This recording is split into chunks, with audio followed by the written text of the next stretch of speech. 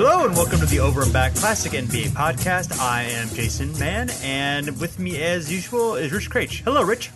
Hey, how's it going? Good, going well. Things are good.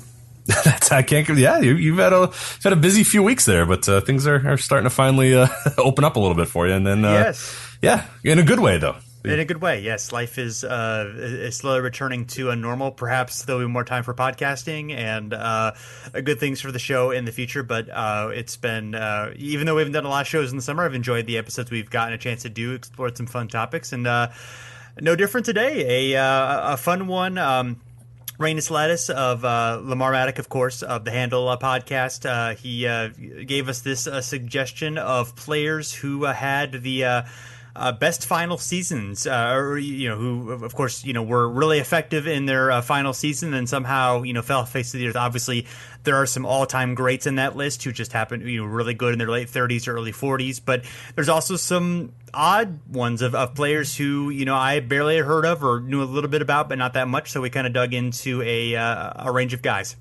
Yeah, it's a fun little topic. We could come on here and be like, because a lot of the best overall seasons are guys that you would sort of think of, like a Wilt Chamberlain, a Bill Russell, Tim Duncan, John Stockton, guys like that had really good years in their final season. But that's not very fun to be like, hey, Tim Duncan was good, John Stockton was also good. Like, that's not fun. So we decided, we will talk about those guys briefly and go over a little bit of their numbers, guys that did go out, on top, guys that were all-time legends that went out with great seasons or whatever. But what we wanted to focus on a little bit more was the guy, like you said, the oddities, the fun ones, the ones that have an interesting story, the ones that were, 25 years old and left, or guys that had a really good run at the end of the season and then just never played again for whatever reason. So more interested in that, more so than just like us talking about how Wilt Chamberlain was good when he retired. Like that doesn't really seem to do much for me, and it's not too fun. I mean, those guys are already pretty good. That, you don't really need us to explain to you that Tim Duncan was a pretty valuable player even to his final season. So.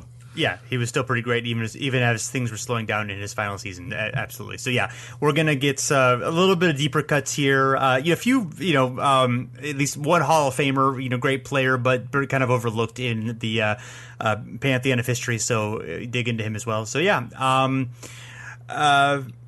So if you look kind of, you organized this list in just a few, looking at some of the different metrics. What you kind of found out overall as far as lists go. Yeah, because I wanted to still give a little bit for people that are just looking, hey, what good players had their best final seasons or whatever. Here's this part of it before we get into the super deep cuts here. But if you sort by win shares for best overall players in their last season, tops is Wilt Chamberlain at 18.2, Bill Russell second at 10.9. So Wilt's very much at 36, still a productive player. Bill Russell as well at age 34, still a productive player. A guy we're going to talk about here in a little bit, Chet Walker.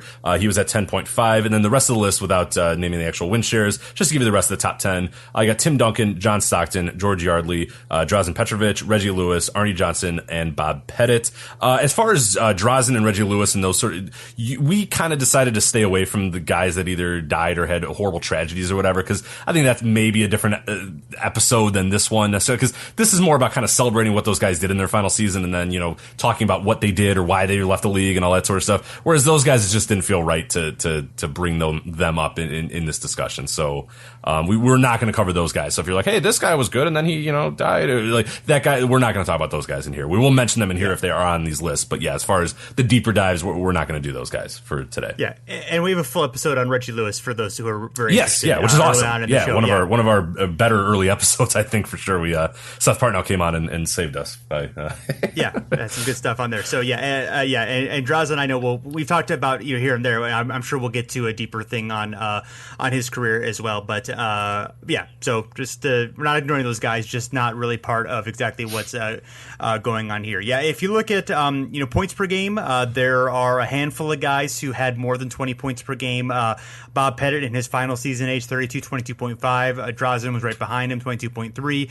Paul Arizin for the Philadelphia Warriors in 62, 21.9. Reggie Lewis was right there at 20.8. And then guys like Rudy LaRusso, George Yardley, Larry Bird, all right above 20. And then right below 20 were Chet Walker, Clyde Drexler, and Dave DeBusschere. So, still scoring yet. And Buscher and Walker, were really still very stout in the 30s. Almost Walker in particular, we'll talk about, was probably better in his early 30s than he was in his mid 20s. So, which is pretty rare, obviously, in NBA history.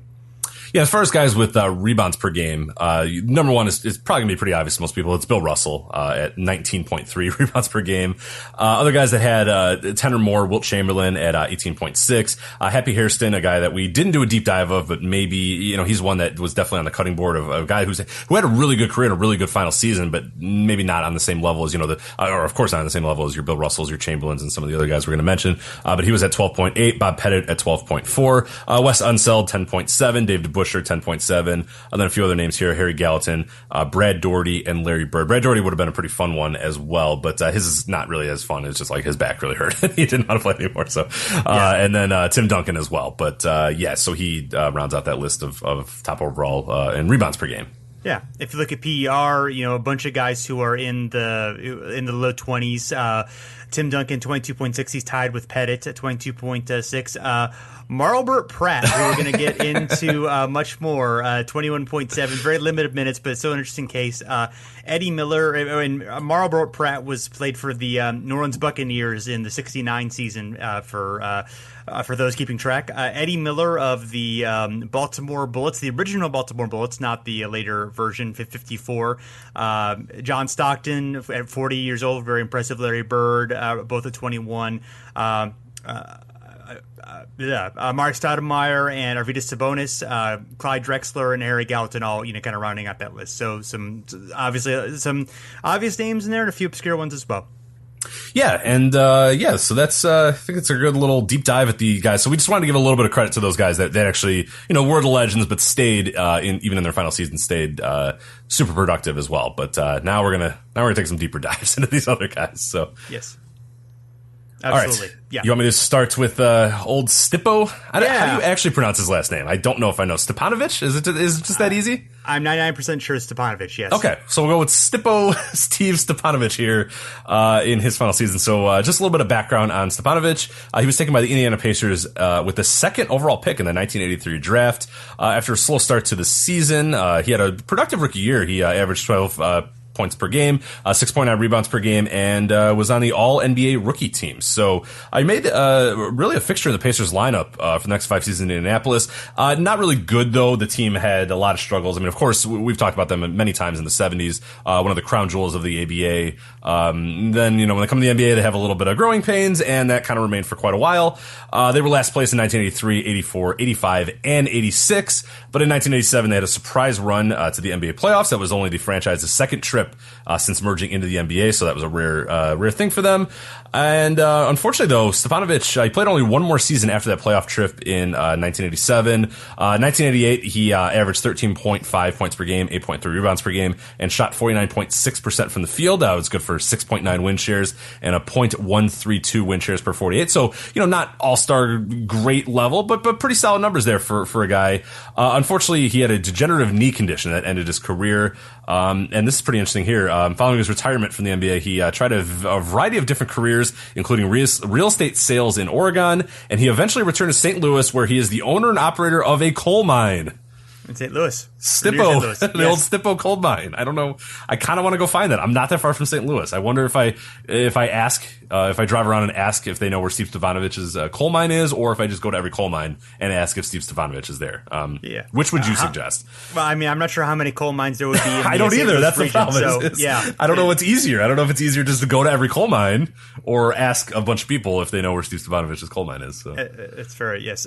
He's also infamous for an incident in 1980 when he was in college at the University of Missouri, in which he accidentally discharged a loaded firearm, hitting himself in the shoulder. Initially, he said that a masked intruder did it. Some Puerto Rican guy. Some Puerto Rican guy, I tell you. Right, and said that he was shouting obscenities about basketball players, and then the next day he admitted that he had done it himself. So I do like that he used, this guy was being mean to basketball players. So right, exactly. He was attacking basketball players. Yeah, that is it's not just enough to be an intruder to your house. It's he was being mean to basketball players. Right. I had to shoot players. him. Yes, right. It was. Is that considered a hate crime? I'm not sure. I don't know. Yeah, to old Stipo it was. Yes. Yeah, apparently. Yes. So you can come into my house, but you don't dare besmirch my profession. All right. Exactly. Yeah. Yeah, he that was of course decades before. Who was the Notre Dame guy who made up his girlfriend? Manti Te'o. Yeah, that's right. Yeah. And so, decades before, Plaxico Burress shot himself in the leg. So yes, he didn't lie about it, but yeah, no, he lie was about just it? like, yep. I don't remember if he did or not. Yeah, I'm not quite sure. Maybe he lied about the ownership of guns or whatnot. But yeah, I don't. Right. I mean, it didn't work out well for Plaxico, regardless. But yeah, it wasn't as big of a lie. Manti Te'o was a web of lies there. So. Yes, that was the more infamous incident. So he predated him by a couple of decades. So trendsetter, I guess, in the realm of lying. But next we have Chet Walker. Chet the Jet, as he was known, was already a 3-time All-Star for the 76ers, including the great 1967 team that won the championship, ended the Celtics dynasty. He went 68-13 and was, considered one of the greatest teams of all time.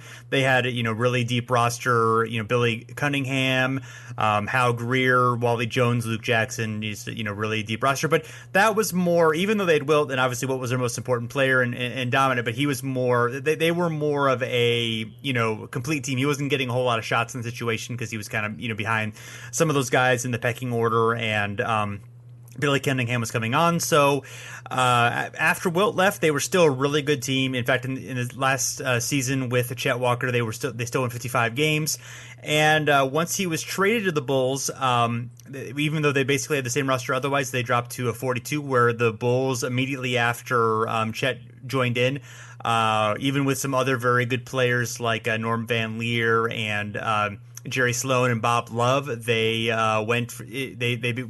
immediately became one of the best teams in the league, and they won 50 straight games for 5 straight seasons. And the odd thing about him is in his early 30s, just his numbers really surged. His advanced stats were better. If you look at his per game numbers, he had 16 points per game with the 76ers and when they were in Syracuse to the Nationals, and that went up to 20 points per game. He became one of the best free throw shooters in the league. He was shooting at 85% with the Bulls, and just really was improving both his efficiency and his volume. And it was still on a team with a lot of scoring options. Bob Love was a good scorer. Norm Van Leer was setting those guys up. They had a lot of guys to feed, but he definitely was able to do that. And I wonder if it was system wide, or if it was just he did thrive during a time in which expansion had, and the ABA had obviously changed the dynamics of the league, and the small forward was one position where the ABA was really strong, so maybe that spread things a little bit thin. He took advantage of that, but nevertheless, it's really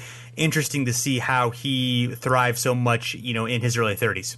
Yeah, and I think I remember reading a number of quotes about Billy Cunningham and him, wanting a certain style with his teams or whatever, wanting a certain thing, and it could be a comfort level as well with Chet. He leaves a team with a ton of established guys or whatever, kind of feels like the young kid with all these established dudes, where he goes to the Bulls and it seems like everybody on that team was sort of in the same realm or in the same point of their career or whatever. I mean, mixing with those guys, it just seemed to work a lot better, and yeah, it was a huge success for the Bulls over the next half decade there for Chet, and and it wasn't just Chet on his own. Like you said, there was Bob Love, there was Jerry Sloan, there was a few other guys that kind of contributed there. But yeah, it was certainly an interesting period. And yeah, it's just it's remarkable how much better his numbers were as a Bull. So yeah, there's just something there, some comfort level, something that really kind of worked and made him into one of the better players in the league for quite a few years. Yeah, I mean, he was probably like at a level of like Vince Carter, but if Vince Carter had his best years in his early 30s, that was right, kind of roughly what he would have been at that point. And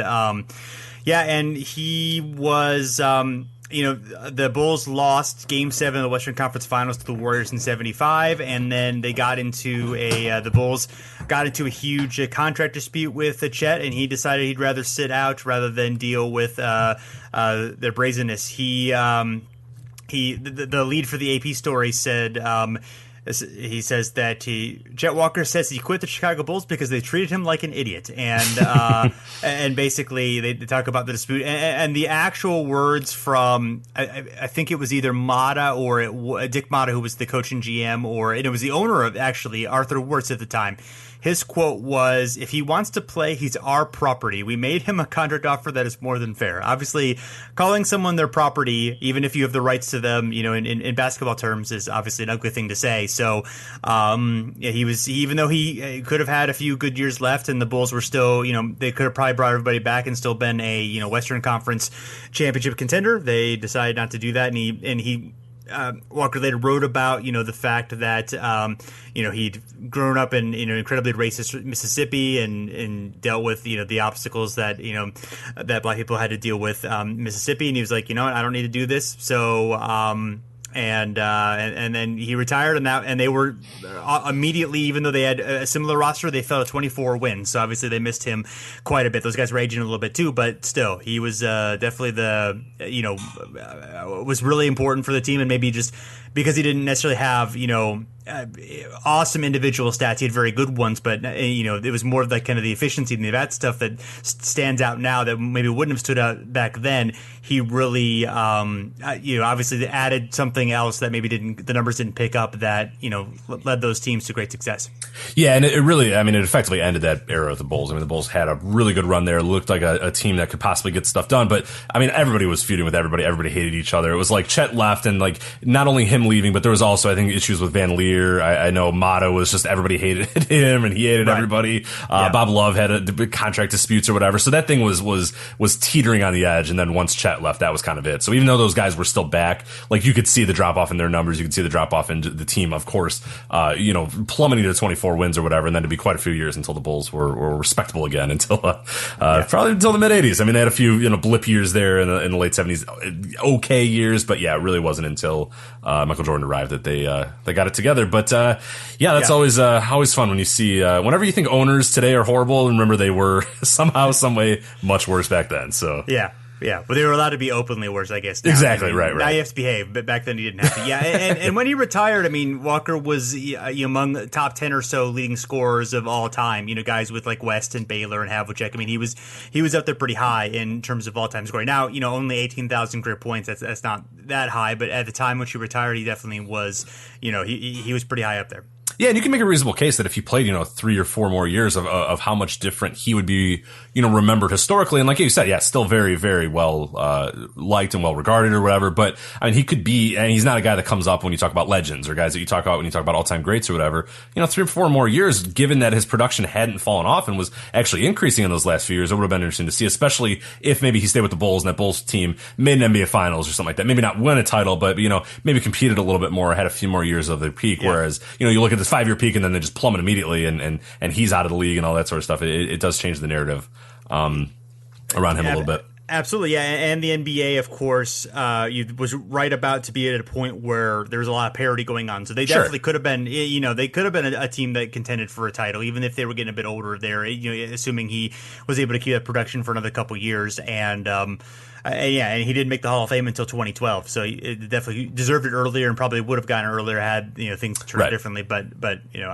obviously, pretty easy to admire the principle that it took for him to leave. Even pretty good money during that time, even when he because of how he was treated and so forth. Yeah, but that's the Wirtz family was quite remarkable as far because they owned the Blackhawks for many years. They still own the Blackhawks, but it's now the son of the son. Or, it's a long lineage, but this guy seems to get it. But yeah, around the same time as this was all going on, the Blackhawks, who were a good team, for many years in the NHL, of course, they in the 80s and 90s they didn't have their games on TV. They had like blackouts because then people aren't. Why would you come to the game if you And then instead nobody cared about the Blackhawks. It was just like, all right, well then we won't care about them. So the Wirtz not the smartest owners in sports, but they've gotten better now, so yay.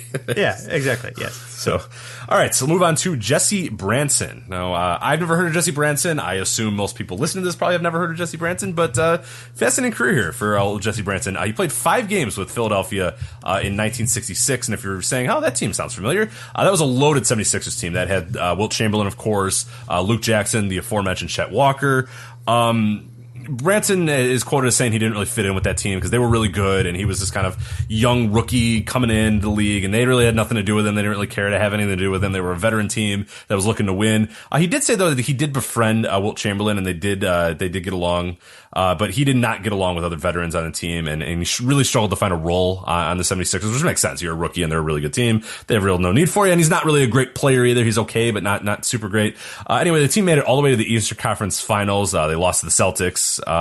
But Branson, he decided to move on. He was done with that. He did not play the next year. He had back problems. but he did pop up on the New Orleans Buccaneers of the ABA in 1968. On his team, he played alongside future Hall of Fame head coach Larry Brown. That's the team we talked about a little bit as well during our 70 series last summer. And then in his only ABA season, he scored 13.9 points per game on a team that made it all the way to the ABA finals. He was sixth on the team in minutes. He scored 1,086 points and averaged 11 points per game in the playoffs. But what's interesting, though, is you're kind of saying, well, yeah, he played 1 year in the ABA and the team probably went away. Well, no, the Buccaneers stayed around. The franchise didn't go away. They actually stayed around for a few more years.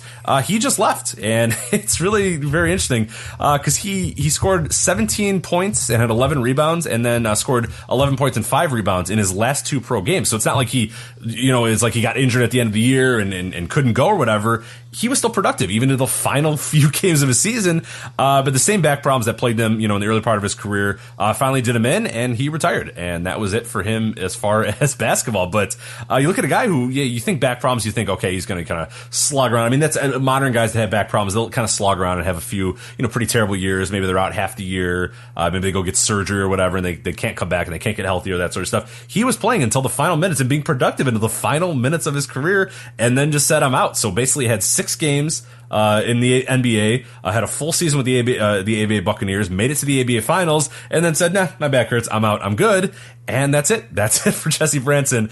He died, unfortunately, in 2009, but he had his number retired by Elon University, where he is still considered the best player in that program's history. Old Elon University.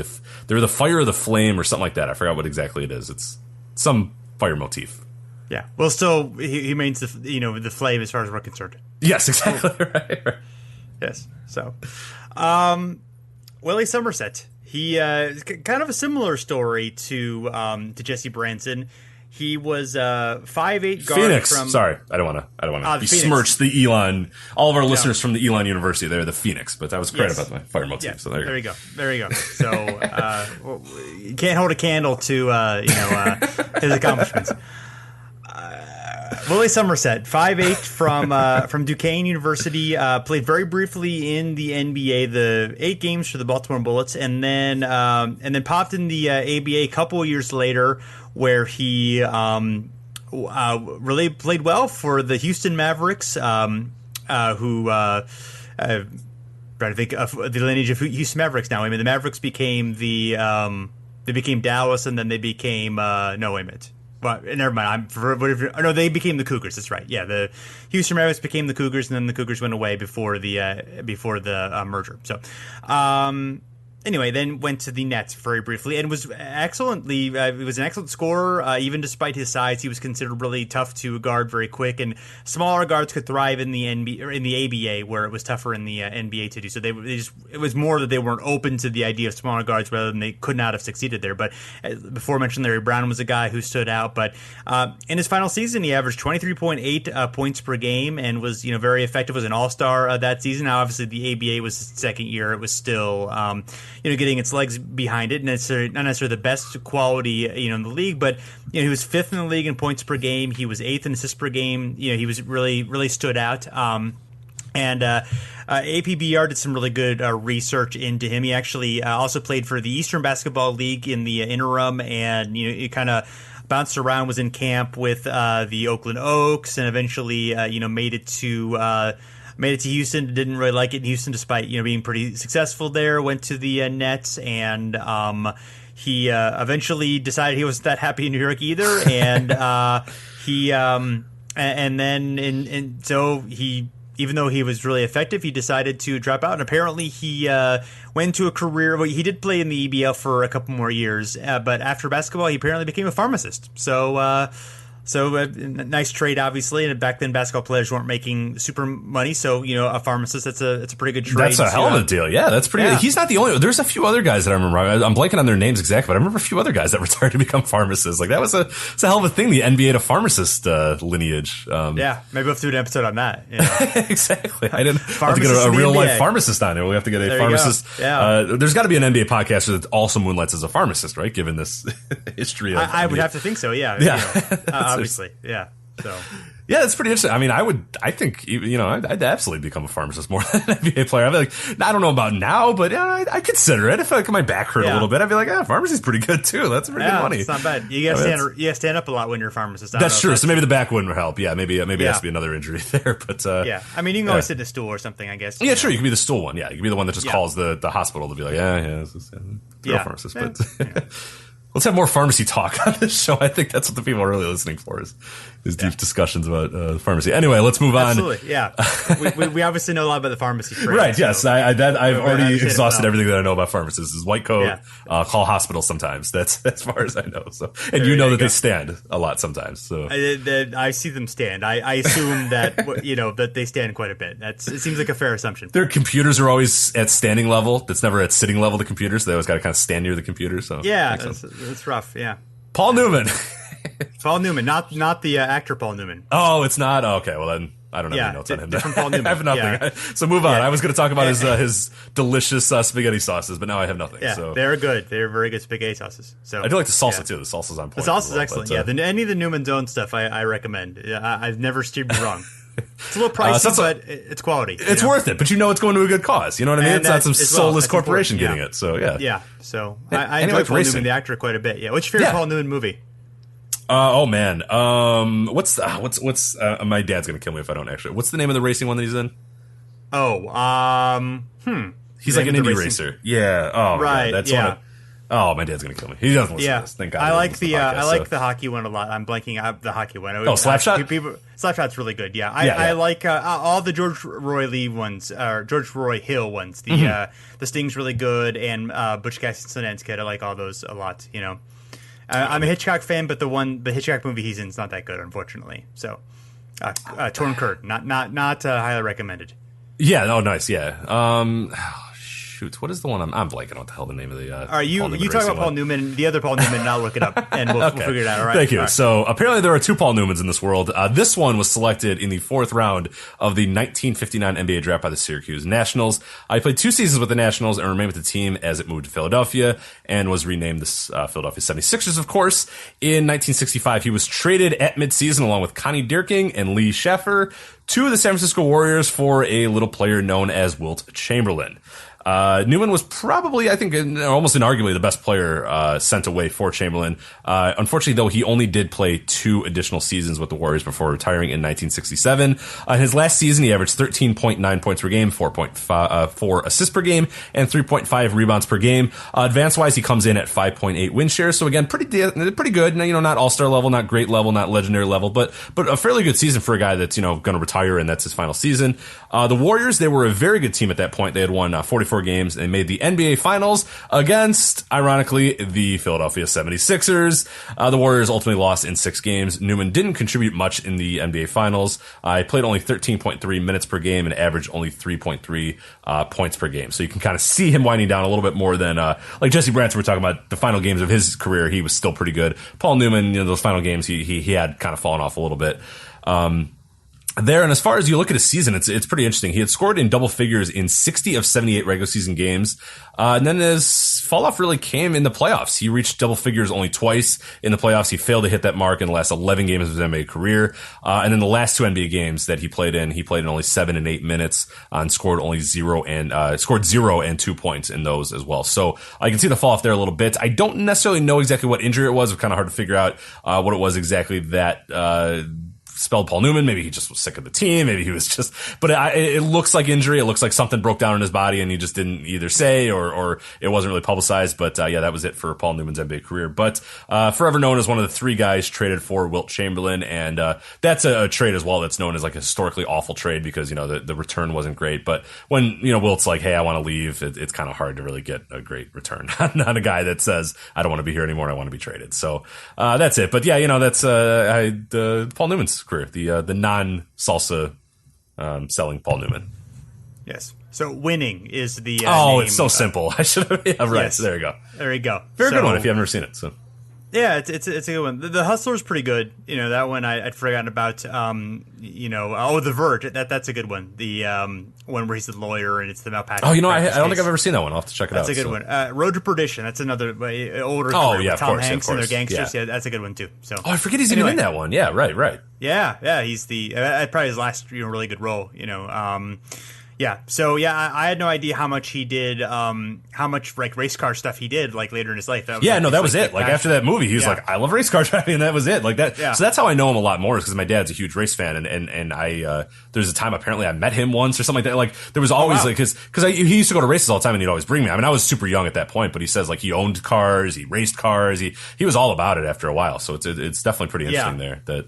Yeah, that's how I met Walter Payton as well. Chicago Bulls or Chicago Bears legend Walter Payton. Yeah. I met him racing. I had no idea. Like all I knew of him was as a racer for a long time until somebody told me, he played football, right? I was like, oh no, I didn't. There you go. Nice.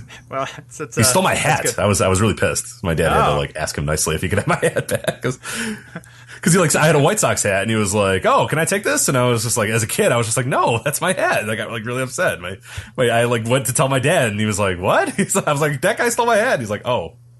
Hi, Walter. Like, how are you? Awkward conversation. Right, yes. Walter, could my son have his hat back? It was nice of your dad to have your back and get your hat back. Right, but thankfully Walter signed it. Yeah, thankfully he signed it for me. So I always had, it's one of those weird things where it's like, because like my buddy has like an Eric Dampier autograph on like a Dirk Nowitzki jersey or whatever, which is a long story, but like, and I have a Walter Payton autograph on my White Sox hat, so that's always pretty good. But at least Damp and Dirk played on the same team. But there's exactly. I'm sure there's many people that have like I know the Chicago radio host was talking about. Jason Goff, he hosted one of the midday shows. He was saying that one time he met B.J. Armstrong, but all he had was his baseball glove. So, like, B.J. Armstrong signed, like, his baseball glove or something. Well, it was incredible, so. Yeah, so we've had a lot of digressions on this show, I feel like. But that's okay. It's we're nuts, yeah. So, we're, I have not been drinking. I assure you it is only water that I'm drinking. Okay, so. fair enough. Same here as well. I don't know what you're drinking, so I can't say no, for just water, but yeah, last night, there was some beer involved, but tonight I'm some libations, yes. So, yes. Alex Groza. So what you're saying is you're still drunk, and that's why you're nuts. So, yeah, a little bit, yeah. So he was really an incredible college player. He was he led the University of Kentucky Fab Five team, the original Fab Five team. He was the center who won the championships in 1948, 1949, and he was also the leading scorer on the Olympic team in '48. That was mostly those same Kentucky players that were on that team. They were the great powerhouse of their day. And Groza is from Martins Ferry, Ohio, which is on the eastern edge, borders West Virginia. Also from Martins Ferry, Ohio. Alex Groza's brother Lou, who's a Hall of Fame kicker and offensive lineman for the Browns and also played at Ohio State. John Havlicek, and Joe and Phil Niekro, the baseball pitchers. That's Phil Niekro, of course, Hall of Famer. Yeah, about like 10,000. I'm assuming it's a little town, right? Yeah, it's a pretty small town for. Yeah, right. That's crazy. Yeah. There's some other famous people there too, but these are the leading ones as well. There's another Ohio State player from the 80s. Having like 6 legit like pro athletes from your small town is a pretty big deal. So, right, granted they're all related, or most of them are related, but hey, that's still pretty good. So. That's not bad. Yeah. So there you go. So Groza was he came to the NBA in an interesting way. So he a group of the Fab Five, along with Joe Holland, who's an old teammate, they actually formed the Indianapolis Olympians themselves. It was the only time that players themselves owned their own team in the NBA. Curtis Harris writes about this in his profile of Alex Groza, and he was amazing. I mean, he was shooting like efficiently, with the efficiency that somebody would have like 20 years later. I mean, he was clearly the second best center in the league behind George Mikan, and was about to surpass him at like 23 years old. And Mikan was he was a little bit later in his prime, but he's like 51, 52. He was still, he was still really, really effective, winning championships there. But he was, in his rookie year, he shot almost 48% from the field. The second best player was 42% from the field. So, he was really shooting at a level that no one else was, and was just, really, a great scorer. And Olympians were, they won the division that year. His rookie season, 1950, he was really effective there. The team was effective. He won an unofficial Rookie of the Year given to him by newspaper writers, but NBA does not recognize him as winning the award because apparently it wasn't official or whatever. But then after another great season, 51, he was banned from the NBA for a infamous point shaving scandal. Central College in New York, it started there and it kind of spread throughout college basketball, and they were arrested in connection to it. They were accused of and admitted taking $500 bribes to shave points. And they were given probation and banned for 3 years from basketball by a federal judge. Then the president commissioner of the NBA, Maurice Podoloff, decided to ban them for life, which obviously is a pretty harsh reaction given that they admitted to what they did. They paid punishment. Like 3 years seems like a reasonable amount of time, but they're also forced to sell their ownership of the team for a fraction of what it's worth. The franchise just folded 2 years later. So and his 1951 averages of 20 plus points, 10 plus rebounds, and 47 plus from the field would not be accomplished until Wilt Chamberlain and Oscar Robertson were in the league. So just was really ahead of its time in terms of how far that goes. And of course, he kept him out of basketball for a long time. He was able to come back to the ABA, was a coach and held some front office positions for a while, and then remained in San Diego after that, working in sales until his death in 1995 of cancer. So would have been one of the greats of all time, probably top 50, assuming reasonable health. If he had been able to continue in the league. Obviously, the gambling scandal would have affected him and would have limited his time away. Maybe he would have stayed away anyway, but obviously prevented him from ever coming back and ever being able to be around and contribute. So obviously, just it's understandable that the NBA would the gambling scandals really hurt the college game. It's understandable the NBA would want to take a hard line on that, but some guys who were very tenuous connections to gambling. Obviously, we've talked about guys like we've talked about other guys who were affected by that, Roger Brown and so forth. So another example of that. For sure, yeah, that's definitely an interesting case there, where just a guy, in the peak of his powers, just disappears or goes away or whatever for a multitude of different reasons. But yeah, you definitely start projecting his career out, and it's a guy who absolutely would be, I think, given if he stayed and remained, what he was, which, I mean, for all intents and purposes, he probably would have for quite a few more years. It is kind of a shame then it's kind of all kind of evaporated and gone. But yeah, it's good that he was able to kind of get back into basketball and wasn't completely blackballed forever and stuff. So, we're pretty good, for him. But, yeah, that's Alex Groza. So now some interesting ones here. These are low minute specialists, guys that have very odd last seasons, but we thought we had to talk about them anyway. This guy I'm going to get Marlbert. I'm going to say Marlbert for sure. I'm definitely going to forget the R at some point during this because, for some reason, I don't want to say Marlbert. And it's just Marlbert. It makes me have to stop every single second. I typed Malbert 15 times because that seems to kind of almost make sense. But his name is Marlbert Pradd, and he was selected. Marlbert Pradd. Got it. Selected by the Chicago Bulls in the 6th round of the 1967 NBA draft, but he never played for the team. He did, though, go to the ABA and joined our good friends, the New Orleans Buccaneers, during the 1967-68 and 1968-69 seasons. Marlbert only averaged 6.5 minutes per game with the Bucks in 1969, his final season of pro basketball. They were a good team. They won 46 games under head coach Babe McCarthy. Stars were Jimmy Jones, Steve Jones, and Red Robin, so a pretty solid team. Marlbert's numbers do stand out, though, and he does make this list because, man, did he make the absolute most of every single 6.5 of those minutes that he was in the game, because despite the low minute totals, Marlbert, there we go, I typed it incorrectly there, in my notes, averaged 5.2 points per game on 3.7 field goal attempts per game and 2.4 free throw attempts in those 6.5 minutes. It's a lot of stuff happening in just 6 minutes in the game.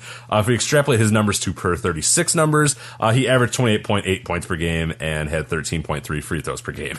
And extra things. Of course, that's, taking a very small thing and making it larger, whatever, but still, I'm mostly amazed at the amount of free throws and field goals he put up in 6 minutes. Almost 4 field goals in 6 minutes, and then the free throws is nuts. Almost 3 free throws every 6 minutes. Yeah, that's really hard. That's really tough to do. So that's Marlbert for you there.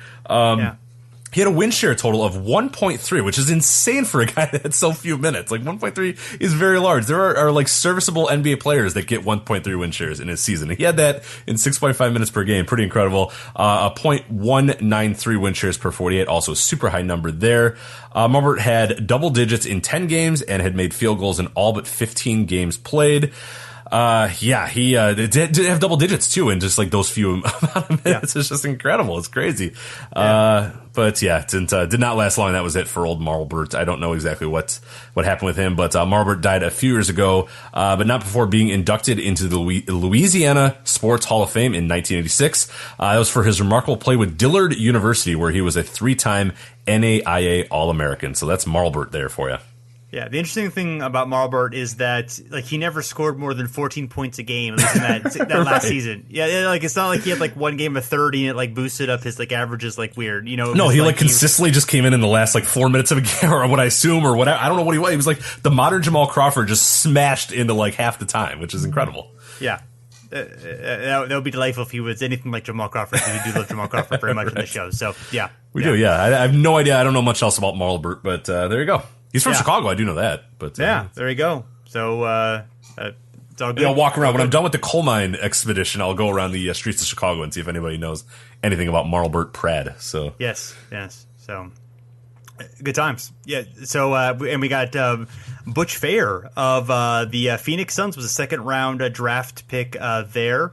And he joined the Suns team in 76, he joined them the year after in 77, after they had made the finals, upsetting the Sonics and the Warriors. And of course, we talked about that. The Suns, who were only 42-40, took the Celtics to a Game 6 in that series. And they struggled the next season with some injuries and some other things. And they had rookie Butch Fair, who was a one and done in the NBA, managed to get 5.2 points per game and only 10.1 minutes per game. Per 36 numbers, 18.3 points per game, 5.5 rebounds per game, and only averaged 2.5 points per game his first 30 games. In the last 18, he averaged 9.6, including a 20-point game in his fourth to last game, and was double digits in all but 3 of his last 10 games. So certainly went out there with a flurry. It looks like a guy who's like, oh, this guy's on the rise. It's the rookie's getting this stuff together. You know, our team's not that good. We'll try this guy out. Okay, he's doing some stuff. He's doing pretty well. He's scoring a little bit. All right, Butch Fair, let's go. Second round draft pick, let's go. It didn't happen. He retired. Yeah, he joined the family business. Right, the family business, yeah. Sell parts to the appliance and automotive industries. Yeah, so I don't know what that is.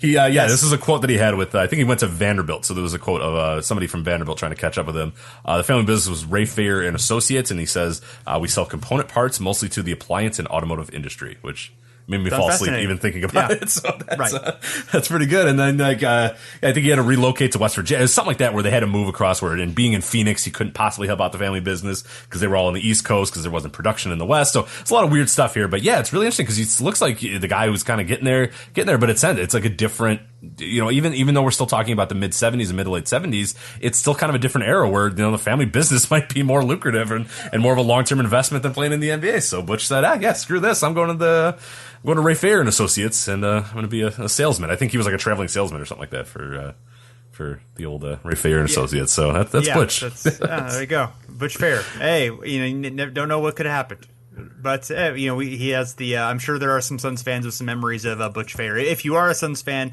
with memory of Butch Fair, please let us know, because you'd be very unique. I suppose there are probably not many out there. So no, and speaking of not many out there, well, what are the chances there is ever another Butch in the NBA? Ooh, a Butch? Oh, there's got to be a Butch at some point. You think? How many Butches have there been? I'm sure there are like a lot of like 50s and 60s. That's there were a lot, and then I think Butch Beard. Yeah, it's kind of fallen off since then. So I don't know. That is it is an interesting question. Here we go. We can look. Butch Van Bredikoff. One of the coached and played in the early days. There's a Butch Booker. Played 1 year. Butch Fair. Butch Graves in 1985. Butch Joyner. Butch Carter, of course. Butch Lee. Those are the only, obviously, other than Butch Beard, those are the only first name Butches. There's some last. So we got Butch Carter's our last one that we have in 1986 is the last Butch to make it to the league. So yeah, let's see. That's tough, man. I don't know. Who knows how many Butches we'll have? I mean, that's I could see Butch being a name that that it could come back. Yeah, nice strong, strong masculine name there, Butch. Yeah. I can see some parents being like upset by the way our world has changed. They'd be like, I'm gonna name my kid Butch. Like that kid won't be wrong. Like he's gonna play basketball and his name's gonna be Butch. Like yeah. I was talking to somebody today, and we predicted that Bonnie would be like a hip girl's name. Yeah, that's a pretty cool name too. I've always liked that name, so that'd be interesting too. Maybe if I ever do have a child, I'll name her Bonnie. Just get it started. There you go. If I have a boy, I'll name him Butch. I will promise that one way or another, I will get either of those names starting. Pending the Butch. And pending the Bonnie, I may have to talk to the wife about that one. But fair enough. I feel like Bonnie, she might listen to. Butch is going to be a tough one. That's going to be a tough sell. Yeah. So Dirk, I'm going to work on Dirk first, and if that doesn't work, I'll go to Butch, and then I'll just stop. Dirk's a good name. Yeah, like you're going to be cool if your name's Dirk. Especially your name's Dirk Craich, like that. Sky's the limit. That's good. That's excellent right there. Sky's the limit for a Dirk Craich, but Dirk Craich, absolutely. Butch Craich is a pretty. That's Butch Craich. Yeah, Butch Craich. Yeah, he could work in Stippo's coal mine for sure. Butch Craich. That's almost that's Marlbert Pradd level, if you look to say. So yeah, as the old saying goes, the Marlbert Pradd. That's a Marlbert Pradd name right there. That is indeed Marlbert Pradd name. Well, this has been a Marlbert Pradd show for sure. Yeah, it really is. Spirit animal of the show. So hopefully everyone's enjoyed it and at least gotten through it. And thanks for checking us out. You can find us at the Step Back at fansided.com. You can also find us on iTunes, Stitcher, wherever you listen to your podcast. Just search for Over and Back NBA. And you can also find us on Twitter and Facebook at Over and Back NBA. So thanks for listening, and we're back again soon.